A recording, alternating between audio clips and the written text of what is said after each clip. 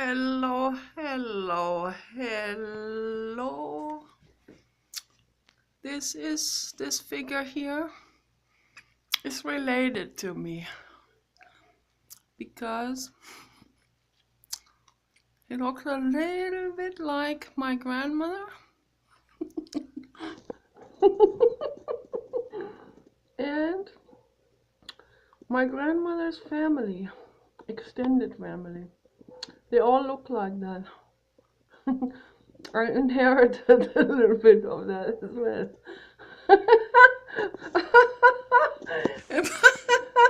And when we get older,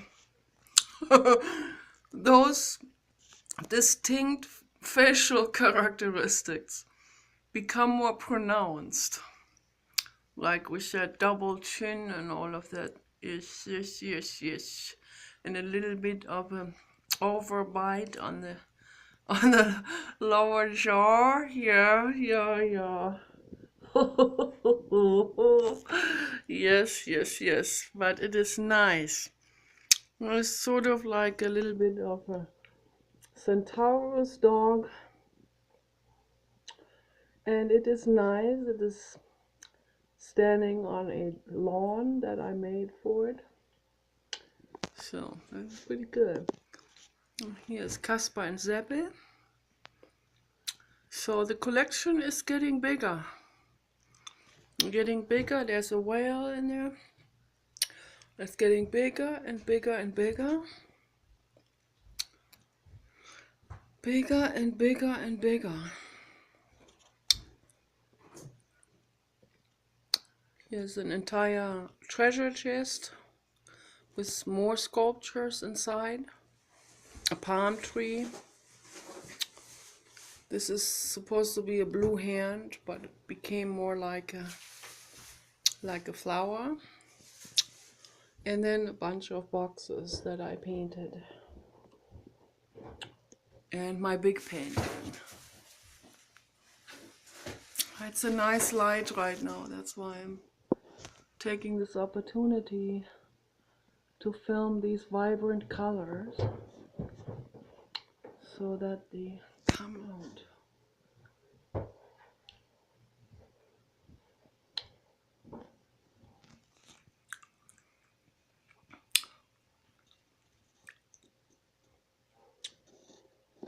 Okay, so making a video. Should I use a clay or should I use a rock? Clay or rock? I'm gonna use this rock here. This rock is nice. Okay.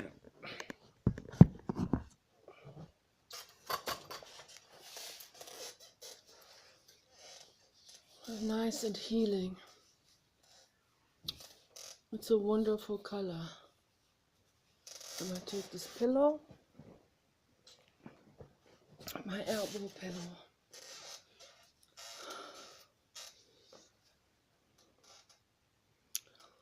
This was nice. I made myself a couple of perfumes. Oh my gosh, they smell so incredibly good. And I noticed that the more single notes are mixed together, the stronger the scent becomes. Because I guess all of these different flavors together, they create more of a powerful scent, I guess. You know, it's strange because it doesn't make more of perfume, the same amount of perfume, but with more of a variety of different single fragrance notes makes it stronger. And I heard the other people talk about this as well. The perfume experts talk about this as well, and Jeremy talked about this as well, that when they layer different perfumes on top of each other, on the skin, then it has a stronger performance, it lasts longer. So I noticed this with this as well, because I have been experimenting with this. So I started out using just the individual notes because I am crazy about them. Some of the individual notes that I bought at different companies, P&J and Essential Depot and other companies, and I'm trying them out and see, comparing the quality and the scent quality, and also, you know, the mildness on the skin. So comparing all of this, that's the most important factor. Okay. And then also price. Price is secondary factor, but it's also important. So, and it has to be free from real harsh chemicals. So that's important to me, very important. Should be relatively safe for the environment and the skin.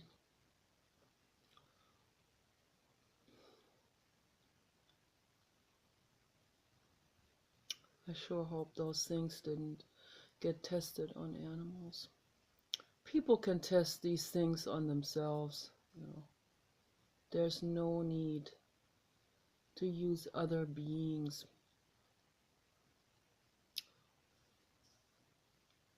That is so incredibly awful. Yeah. I'm calling on all of those people to stop all animal tests right away, immediately. Stop all animal testing. It has to come to an end now, and that's why I'm hoping for the AGI robots to take over the world. Because once we have those, then boy, they will turn everything upside down. Gosh, that'll be a dream come true. Goodness. It's also what I want to talk about in this video, because I'm trying to bring more conscious awareness to the world with my videos and my blogs and my thoughts and my comments. I'm trying to get people to understand that if we question things more, you know, this message goes out to people who are not conscious. Most people, most humans that are not conscious at all, that just follow orders, that follow gurus, religion, authority figures, movie stars, just follow fads, follow conventions, rituals, peer pressure, institutions that have been instituted by other people. And they don't question any of that. Nothing. I mean, when people are very young, and particularly when they come from a very drilled enclave, like Britney Spears, for example. So, you know, or Ariana Grande, I don't know these people very well. I'm just saying, you know, those are very young, and so Britney Spears is from the Midwest, Bible Belt, very religious, although her mind is much freer, you know, than that society that she grew up in. She's much freer.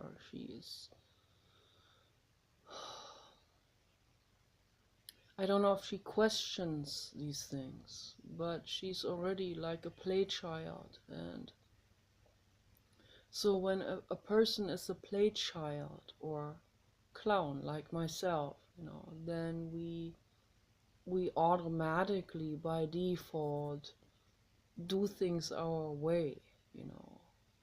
And and when we're children, we might snicker a little bit about it, I did this my way.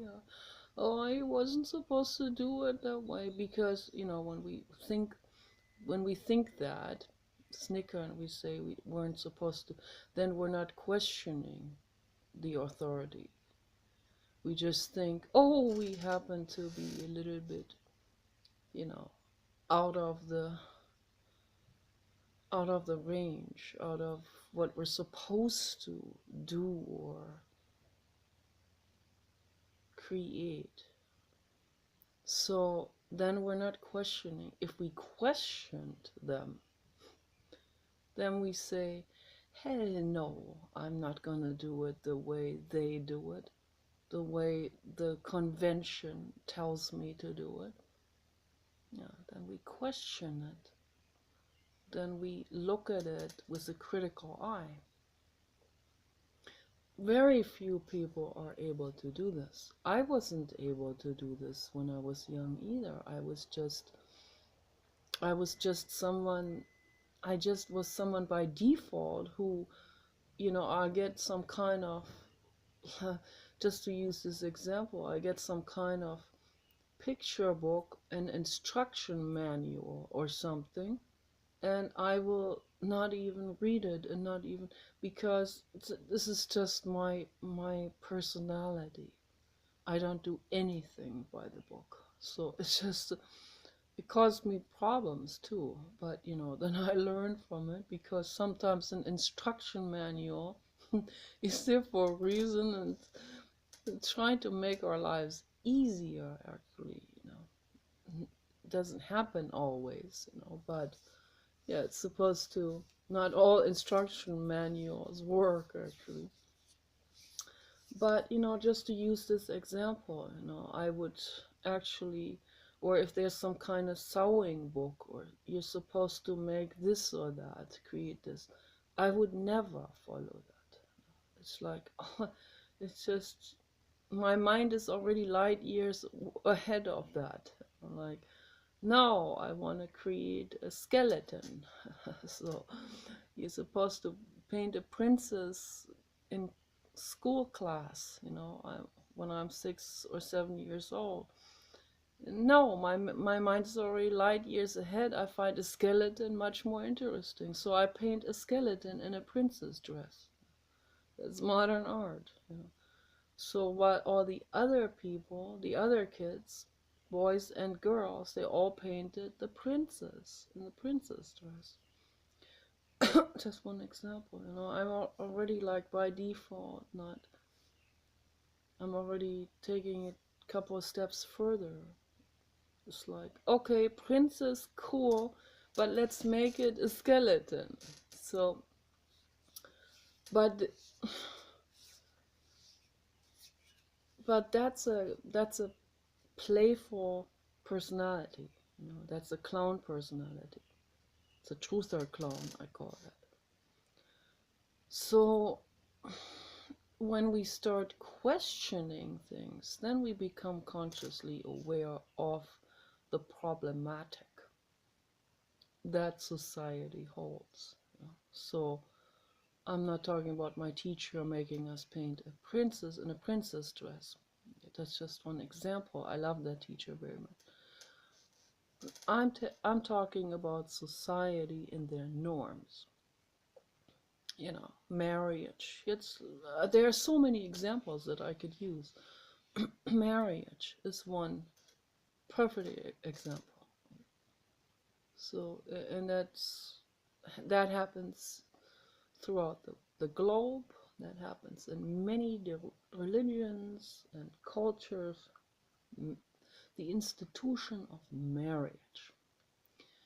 So, right there, that is something I've always questioned. The reason why Paul and I got married is for other reasons, for some convenience reasons that have to do with the legal system. That makes a lot, and there's the problem again. Why do married couples get a tax break on things? So that's my question again. So it's an incentive from the governments for people to keep that going, this institution of marriage. They keep that artificially with financial incentives going. Maybe it would fade away if there weren't incentives for this, So I think we should question these conventions and institutions and norms, expectations of society. We should question this seriously. What good does marriage do? What good does it do? It just causes, look at Jeff Bezos. Why did he get married to that woman? What's the point? I mean, you can be super great friends and be together. If you want to, you can have kids, which I don't recommend. But, I think he had a bunch of kids with her. But he got married to her. And then what? Now, he lost, like, I don't know, how much? 25% of his business to her in the divorce settlement. I mean, that's complete BS. It's like, do we learn from our mistakes or something? Some people do these prenuptial agreements. For example, I'm not even interested in having my name on Paul's stuff, so I'm not even interested in this.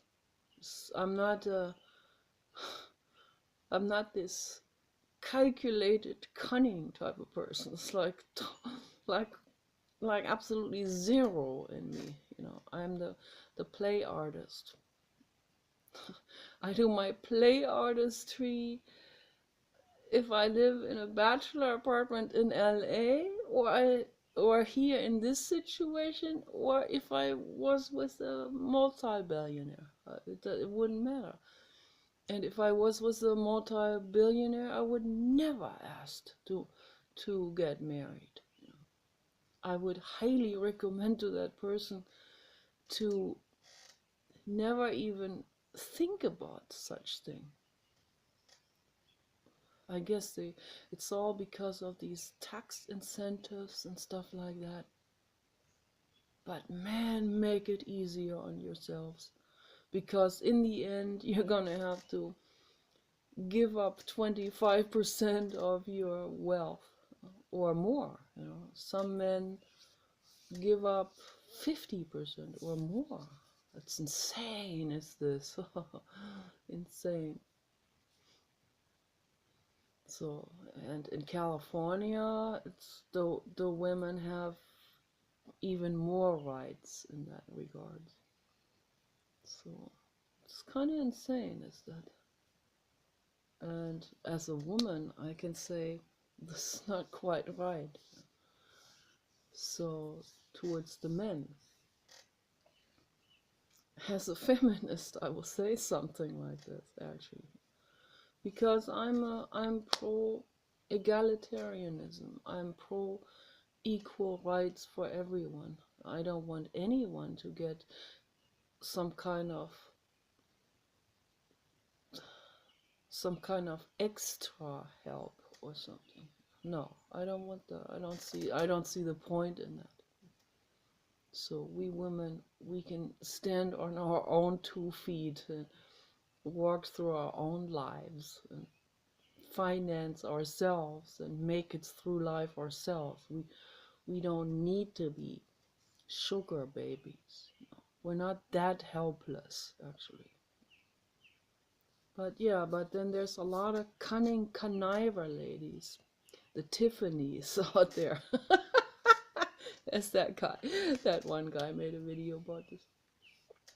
It's funny how he must have had a red-headed Tiffany girlfriend or something, and then he'll say, "All the Tiffany's out there."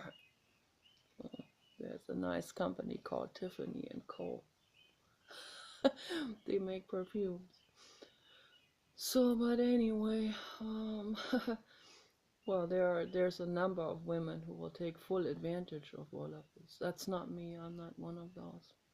Thank goodness. I'm so glad. I'm a maternal woman. I want everyone to be happy. Maternity. Yeah. Very important. Dog, mother, maternity. Very, very important. The most important thing there is. It's the number one priority. Not this conniving type of, there are these conniving women and men out there that are only looking out for their own financial advancements. So that's the kind of stuff that needs to end in the world, because we want to make the world a better place. It can't happen if people even get rewarded with this kind of self-advancing financially, and these fraudulent lawsuits and these divorce settlements. My mother is a divorce lawyer, by the way. It's a little different in Germany, I guess. I don't know exactly how different it is, but I mean, yeah, the women have a lot, they get a lot of help through this, but I don't think it's as extreme as California.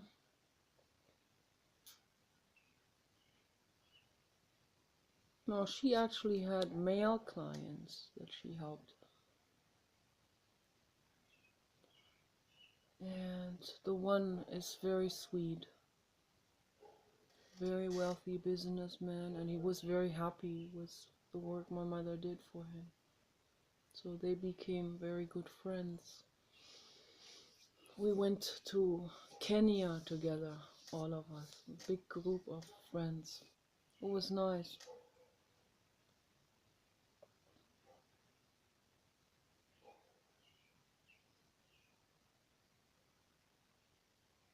Yeah, but I don't believe in marriage. Okay, so why it needs to be questioned. Okay, why does a government give an incentive for people to be married? What's the point?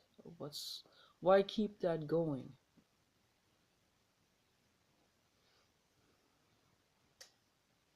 There's no point in it. Okay, so we need to go back to our roots where everyone had open relationships with everyone.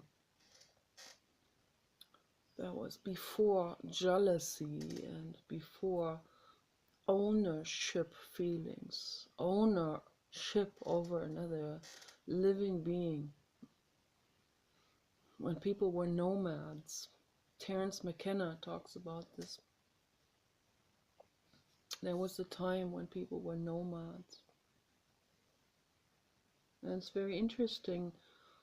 There were tribes of people who were taking leaves from mildly mildly hallucinatory, I don't know how to put, hallucinative plants, psychoactive plants. And it's very interesting, when they took these plants, then this inner dualism ended.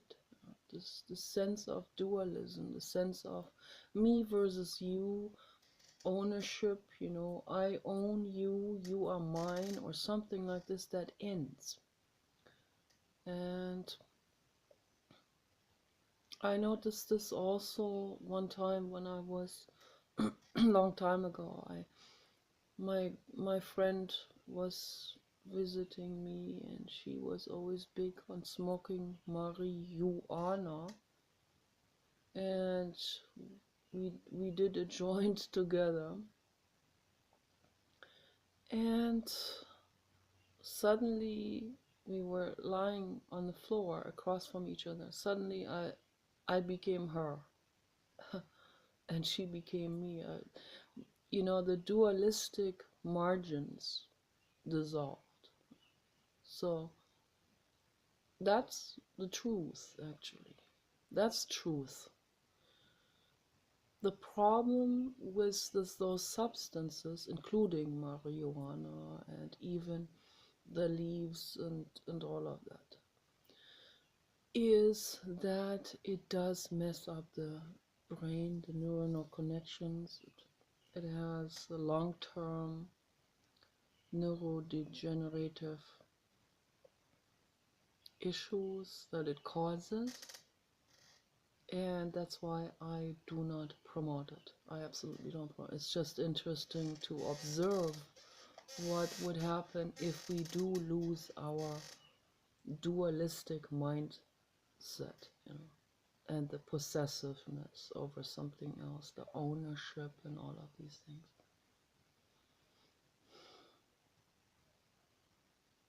So that can be achieved, and that should be achieved through meditation, not through substances. So I don't agree with Terence McKenna on glorifying hallucinogenic substances. So, but I find it very interesting that the nomads were living in just a big clan and big family, and people didn't even know whose child they had, and they just lived without dualistic needs and without jealousy and without owning anyone. So once they started to settle in certain regions, and then they also didn't take these leaves anymore, then the dualism kicked in, and they started to claim a piece of land, and they started to own other living beings, animals, making them work for them. It's all wrong.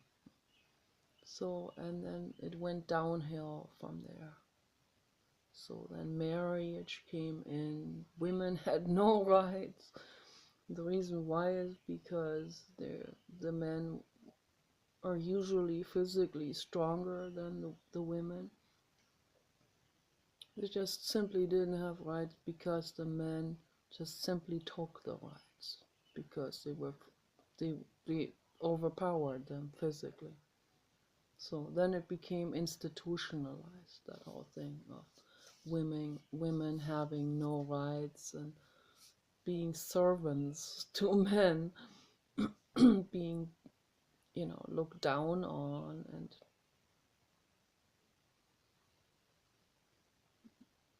where the men didn't even listen to the women anymore. They didn't give them any credit for their own thoughts and contributions. And then things spiraled further downhill from there. So it took a long, long time, through very ardent work of feminists,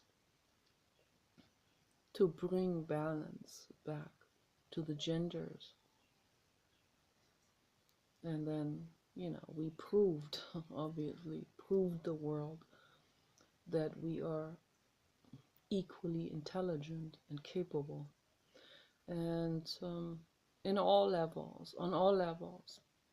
But there is definitely a difference, and a general tendency. Okay, there's a general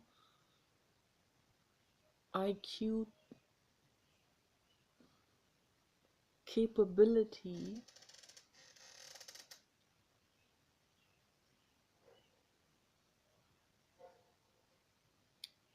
how do I explain this? There's a general difference between the male and the female brain. So in general, the female brain is much more oriented into psychology, philosophy, talking, making peace, bringing the family together, maternity, kindness, caring. The male brain is more into problem solving, like direct problem solving, and more into technological things.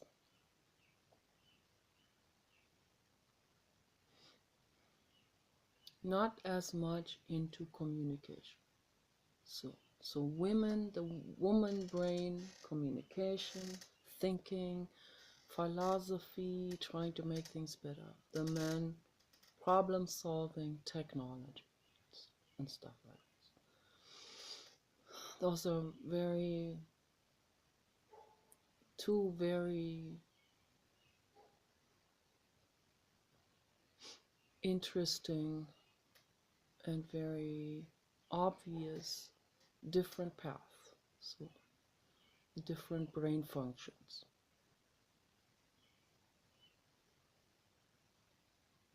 And that's good. There's nothing wrong with it, and we can make something amazing happen with that. We put the brains together, so the man is much more likely to go into war.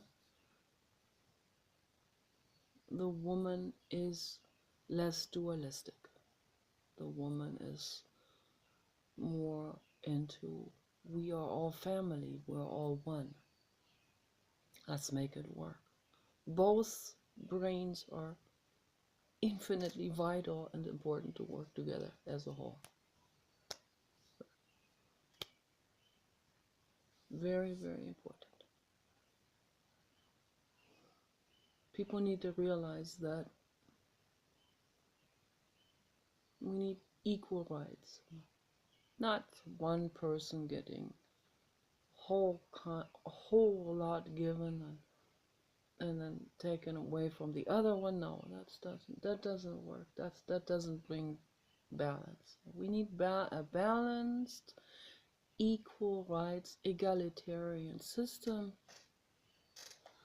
where everyone is listened to, where everyone's thoughts are equally important to put onto the table to move us forward. Women would make excellent presidents for that reason. But like I said yesterday in my video, the men could not do it because of their OCD fears and avoidance mechanisms. So I don't know when this is gonna happen, but in this country at least. So they were a little bit more advanced in Germany in that way because they also had more education. The average population has a higher education level. That's why they voted for a woman. So you can clearly see right there what the difference is. They're much more educated, the wider population. So this is a direct correlation there. The less educated a nation is, the less progressive they are in their way of thinking, in their way of handling things.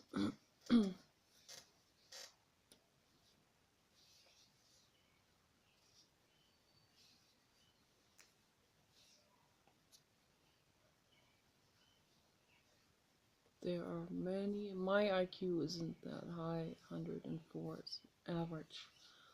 On the first test, I don't know, I could probably stretch this up a little bit. You can train IQ tests. You can actually do it.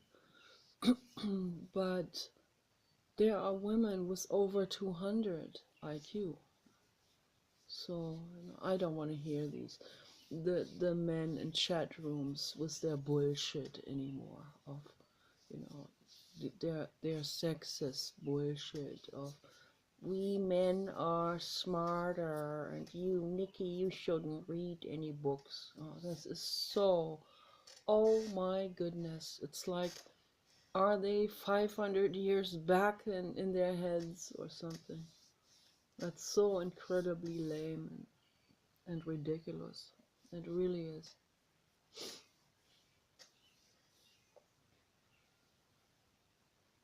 And there are technological women as well. They're not that many technological women, but they exist too. So there was a woman who discovered nuclear fusion. So right there, that was a woman, very technological, obviously.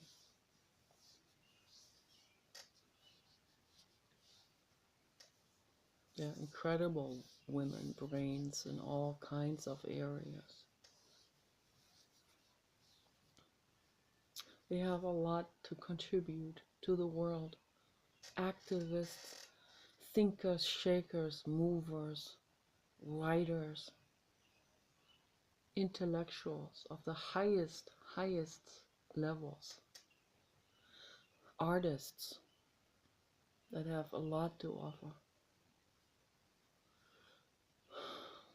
And then there's also a lot of men that are writers that also go into that area of philosophy, like Friedrich Nietzsche, Gautama Buddha, and Schopenhauer, and Descartes, and many others.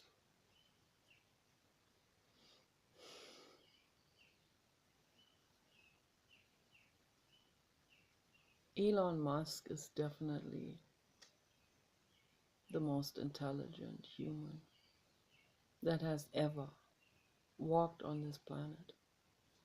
Definitely. By far. By absolute far. I think he has an IQ of 1,000 and more. That's what it looks like. He's like way advanced over other people. Way. And instead of slandering him and which people are doing, they listen to the propaganda and then they regurgitate what they hear on talk radio, on the news. Instead of doing this, they should acknowledge that there is this incredibly advanced human, superhuman, and be okay with this. See, that's what we need to learn to do, to be okay with that. There is someone that is mega intelligent, and I'm okay with that. I'm not jealous. Yeah, and that's what we should do.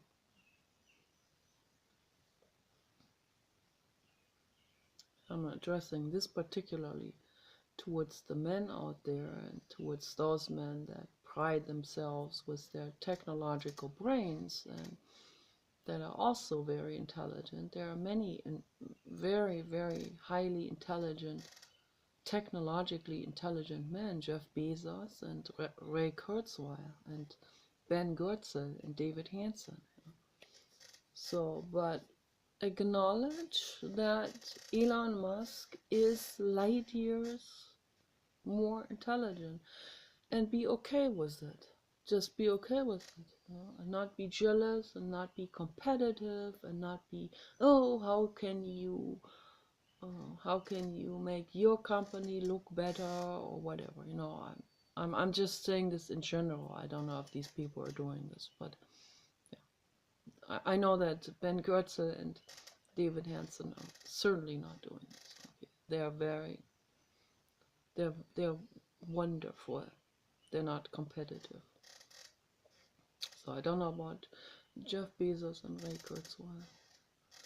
But there are a lot of competitive minds out there that will slander, a lot of those shareholders of large motor vehicle companies that will slander Elon Musk because they want to get ahead financially. They don't want him to take their customers away. But then there's also the personal jealousies and competition going on, and my message to them is let it go. Let it go and accept that Elon Musk is more intelligent. I have to charge my tablet up already. I don't know why this already. I just charged it up. I guess it's time for me to buy a new tablet. So I'm gonna turn this off because my room is too dark. Take care. Bye bye.